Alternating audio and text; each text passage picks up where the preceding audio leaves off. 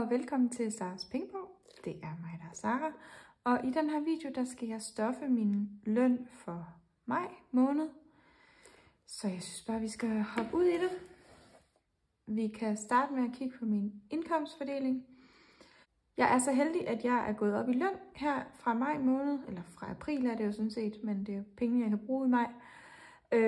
Det er ikke fordi, jeg er ekstra dygtig, det er simpelthen bare fordi, at lønnen er steget ifølge min overenskomst. Og det har været en rigtig god lønstigning, som har medført, at jeg har fået lige knap 1.300 kroner mere udbetalt, end jeg plejer. Og det er jo altså en varig lønstigning. Så det er rigtig dejligt. Så er der endnu flere penge at gøre godt med. Jeg er i forvejen meget heldigt stillet. Jeg ved godt, at jeg får en højere løn end måske så mange andre, der laver det her gasstuffing. Jeg er udmærket godt klar over, at jeg er meget privilegeret i forhold til, hvor mange penge jeg tjener. Men derfor kan man jo godt stadigvæk bruge de penge, man tjener ordentligt, og ikke bare klatte dem væk. Så jeg får 25.304 kroner udbetalt, og dem har jeg jo så fordelt på mine poster. Der var en, der skrev til mig på Instagram og spurgte, om hun måtte købe det her ark, altså den her indkomstfordeling, som jeg har lavet. Og det måtte hun selvfølgelig gerne. Den koster 15 kroner, så hvis det er noget, I er interesseret i, så kan jeg sende jer en skabelon. Jeg sletter jo selvfølgelig mine kategorier her. Altså det skal I jo selvfølgelig selv skrive, hvad jeres egne kategorier hedder. Og jeg tror også, jeg slettede, så der ikke står forbrugskonto, men bare forbrug, og ikke opsparingskonto, men bare opsparing. Men hvis det er noget, I er interesseret i, så skriv til mig på Instagram. Jeg hedder Saras Pengebog inde på Instagram. Så finder vi ud af det. Nå, lad os komme i gang med at putte nogle penge i kuverter. I dag der skal jeg stoffe i alt 5.279 kroner. Der er selvfølgelig nogle sedler her, og der er en del mønter. Så jeg tæller ikke lige pengene, inden vi starter. Jeg lover jer, de er alle sammen. Jeg har talt det efter flere gange. Vi er ude i samme situation som sidst. Jeg havde ikke lige helt 100 kroner sedler nok. Så der er nogle ekstra 50'er. Men jeg tænker, vi nok skal få det til at fungere. Jamen lad os komme i gang. Vi starter med mine forbrugsspejler.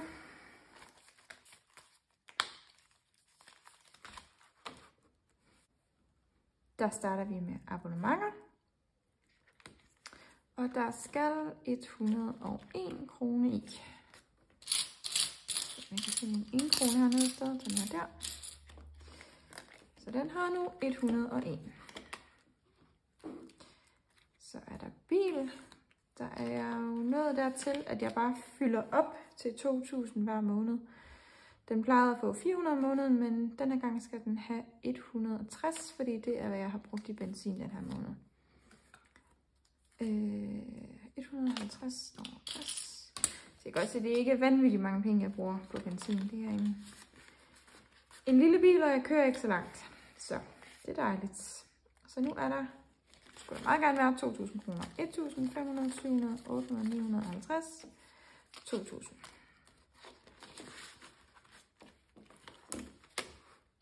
Bolig, den får 200, som den plejer. Så den har nu 500, 700, 800, 900, 1000, 1000 og 22.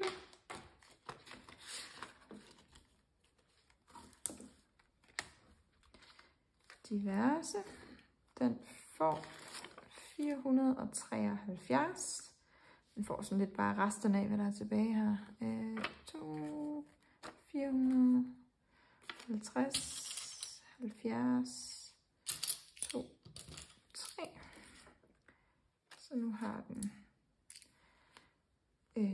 550, 520, nej, 550, 70, 90, 610, 620, 620, 22.625. I må lige have mig undskyld, jeg filmer lidt senere på dagen, end jeg plejer, så jeg er en lille smule træt. Mad og kaffe, den var desværre gået i minus. Den var gået i minus med 145. Så den får 545. Ja, den får 520 for 45. Men fordi den skyldte 145, så tager jeg de 45 ud. Og jeg veksler lige den her. 2 sekunder. Jeg er ved at løbe lidt tør for, jeg er løbet tør for 200 kronesedler og 100 kronesedler. Så det bliver lige en masse 50'er og nogle 10'er her. Jeg ville måske have nok, men jeg er begyndt at stoppe mine penge på min budgetkonto også. Det tænker jeg viser jer i en anden video. Så derfor så bruger jeg flere sedler, end jeg egentlig har på min, altså i de binder, I normalt ser. Så jeg tænker, at jeg skal have fat i nogle flere pengesedler, men jeg bruger også rigtig mange, fordi jeg er måske gået lidt all in med det her system. Men der skulle i hvert fald gerne være 500 her. Der er 50, 150, 250, 350, 450 og 500. Men de 100 af dem skylder den her jo, så jeg tager de 50 og 100 væk. Nu er der på mad. Den her skal væk. Nu er der på mad 50, 150, 250, 350, 400. 400 kroner på mad og kaffe. Og det er det, den skal have. Personlig pleje, den får 300. Så nu har den 2, 4, 6, 8, 9, 1009 kroner.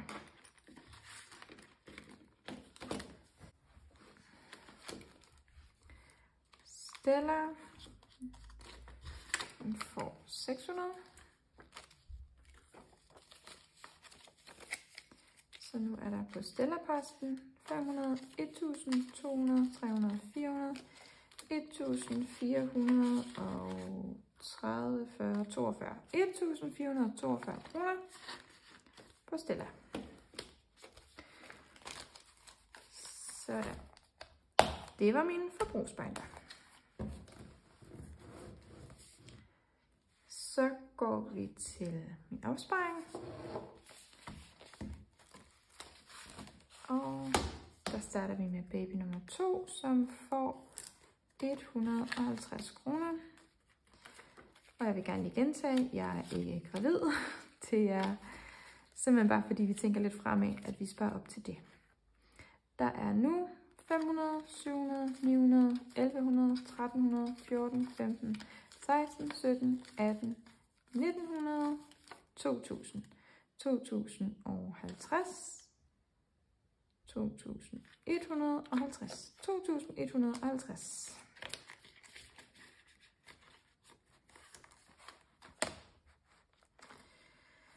Bryllupper og babyer, dem er der mange af lige for tiden, så den får 500 kroner. 500, 1000, 500, 1700, 1900, 2000. Er det rigtigt? 15, ja, 2000.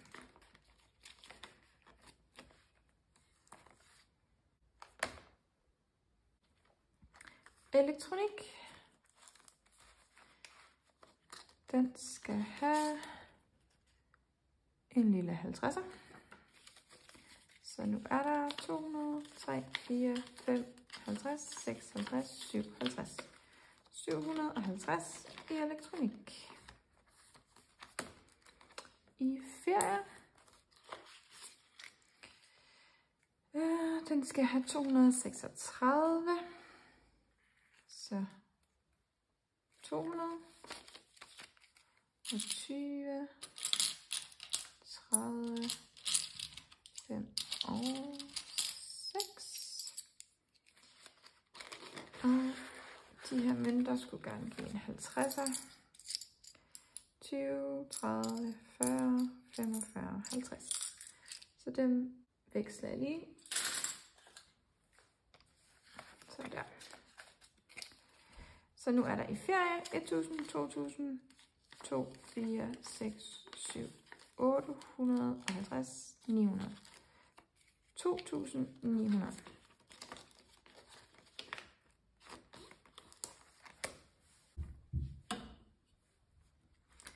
Fornøjelser. Den skal have 100 kroner. Så der er nu 2, 3, 4, 500 kroner i fornøjelser. Frisør har 1000. Den får ikke noget. Gaver får de sædvanlige 300 kroner. Skal vi se, hvad de skal gå til. 2, 3. Emils fødselsdag, der er 500. Fars dag har 300. Michelles fødselsdag har 100. Så den får... Der skal være 250. Den får bare de 200. Så er der 300 i den. Så starter vi på Emils julegave. Den får 100. Skal vi se en diverse. Måske godt klare lidt. Ja, ved du hvad. Vi flytter lige den her om på diverse i stedet for. Så på gaver har vi nu i alt 500 plus 300 plus 300 plus 200 plus 100, 210. 1510 kroner på gaver.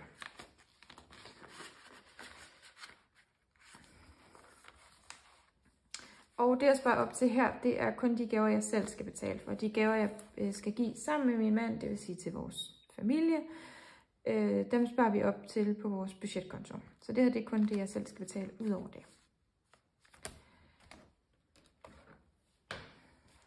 Så er der hobby. Jeg tror, jeg fik sagt i min sidste kaststuffing, at nu skulle jeg til at spare op, inden jeg bruger penge på hobbykontoen. Og så tænker jeg, hvad søren, skylder den nu penge igen? Jeg købte jo en pakke fra USA med en masse ting i, som jeg også har lavet en video om og har vist jer.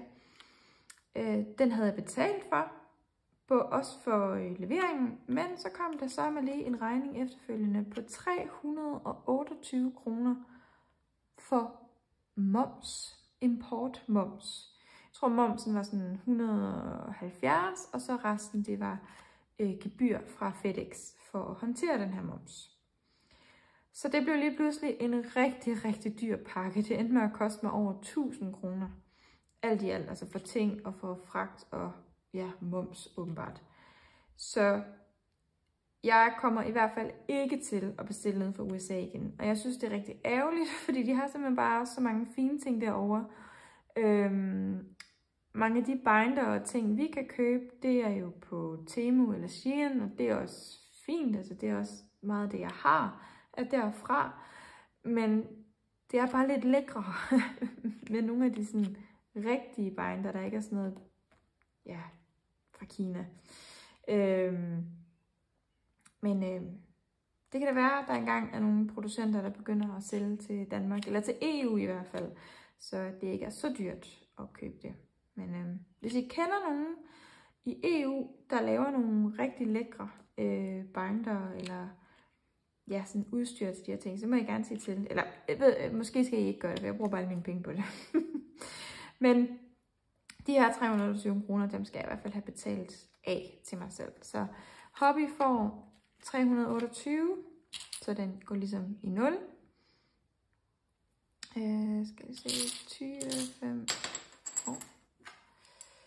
5, 6, 7, 8, 328.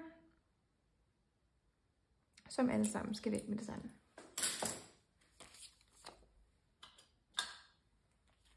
Så, nu er der 0 i hobby igen.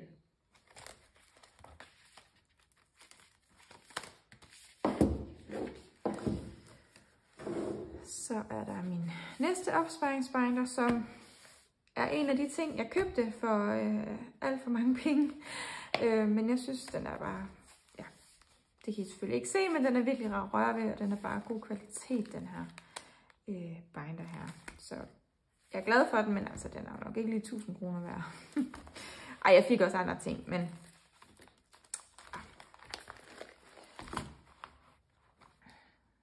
her starter vi med jul og nytår, som skal have de sædvanlige 100 kroner. Så den har nu 600.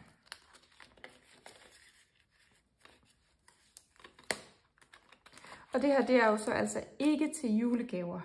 Det er til pakkelej og nytårsmad og sådan julefrokost, man skal være med til. Sådan små beløb til jul og nytår, ikke til gaverne. De kører separat over budgetkontoen. Rockamore får 50. Så den har nu 200, 450, 550, 650, 750. Den får rigtig mange 50'er, den her post. Spise ude. Den skal have 43 kun. 20, 40 og 3. Så den har nu, så er 50 i alt her. Så den har 200, 350, 400. 400 kroner på spise ude. Tandlæge. Hvis I følger med inde på Instagram, så har I måske set, at jeg var til tandlægen i sidste uge. Og det kostede 811 kroner. Det var rigtig fint. Det havde jeg på min fine tandlægepost her, de har taget ud. Problemet er bare, at jeg også havde nogle huller. Der skulle laves 2 huller i nogle kindtænder. Så det bliver rigtig dyrt, både i fyldinger og bedøvelse. Så jeg har fået et overslag på det, der skal laves på 4.000 kroner. Og det er jo bare rigtig træls. Det er bare penge, man ikke gider at bruge. Altså, jeg har ikke lyst til at skulle til tandlægen, jeg har ikke lyst til at få lavet hullerne, jeg har slet ikke lyst til at betale regningen. Men det skal jo gøres. Jeg har ikke ondt i tænderne endnu, men det får jeg jo, hvis det ikke bliver lavet. Så det skal jo selvfølgelig laves. Derfor så putter jeg 600 kroner i tandlæge nu, og det er jo slet ikke nok til at dække den regning. Det ved jeg godt. Men jeg lader simpelthen posten her gå i minus. Og så må jeg betale af til mig selv så hurtigt som jeg nu kan, og få den her i 0 igen. Men ja, den får 600 kroner den her gang, og så får den måske også noget mere de næste par måneder, så jeg kan få betalt tilbage til mig selv. Men for nu, der har den 500, 650, 750, 770, 780, 789. Lige indtil i morgen, hvor jeg skal til tandlægen. Tinderbox. Den skal have 100 kroner. Så nu er der 200, 3, 4, 5, 6, 7, 8, 900, 1000, 1100 kroner i Tinderbox. Tyskland. Den får 50. Så nu har den 500, 700, 8, 9000, 1050, 150, 250, 1250 kroner i Tyskland. Førhen der tog vi ned og handlede ved grænsen, måske en gang hver, jeg ved ikke, 4. 5. måned. Men det kan ikke rigtig svare sig længere. Så jeg tror, der kommer pand på dåserne dernede, og sodavandene er ikke billigere. Det er jo det, vi plejede at købe meget af og spare en del penge på. Så de ting, vi egentlig plejede at køre derned for at købe, er ikke billigere end i Danmark. Så jeg ved ikke, om jeg skal blive ved med at have den her kategori, eller hvad jeg lige... Det er måske meget fint at have en buffer til, hvis vi skal handle stort ind en gang imellem. Men for nu hedder den i hvert fald Tyskland. Tøj. Den får 100 kroner. Så den har nu 500, 700, 850, 950. 950 i tøj. Gæld, det er ekstra afbetaling til, jeg skal lige se, det er rigtig nok. Det er ekstra afbetaling på mit studielån. Den får desværre ikke så meget den her gang, fordi ja, blandt andet tandlægeregning og hobbypost og alle de der sjove ting. Eller noget af det er sjovt, noget af det ikke så sjovt. Men det her var, hvad var det? Det her var, hvad det kunne blive til. Det her var, hvad det kunne blive til i den her måned. Men det er bedre end ingenting, tænker jeg. 43 kroner. Kommer jeg ned i gæld, så den har nu 1.000, 2, 4, 5 og 600. 1.643.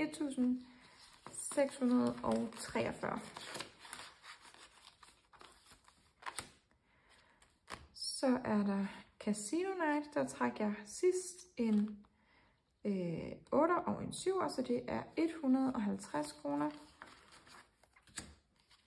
som den skal have, og det er, hvad der er tilbage her.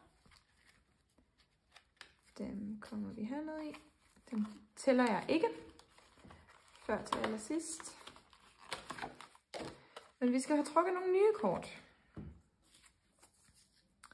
Og dem her lægger jeg lige ned i også.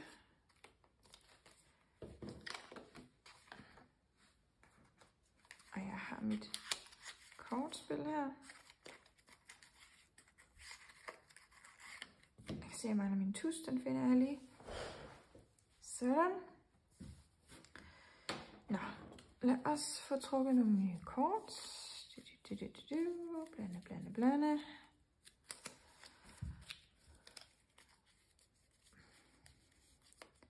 Det bliver den her. Og den her. Ruder 2 og ruder konge. Den.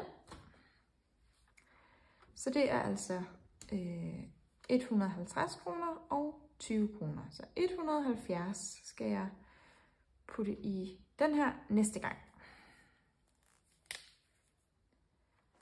Her, det var konge, ruder og ruder 2. Sådan, den her kommer ned foran, så jeg kan tjekke det næste gang, jeg skal lave mit budget.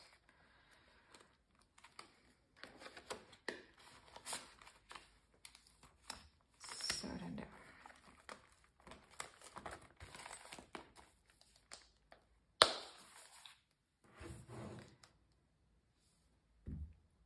Det var simpelthen det for den her gang. Jeg håber, I kunne lide at se med.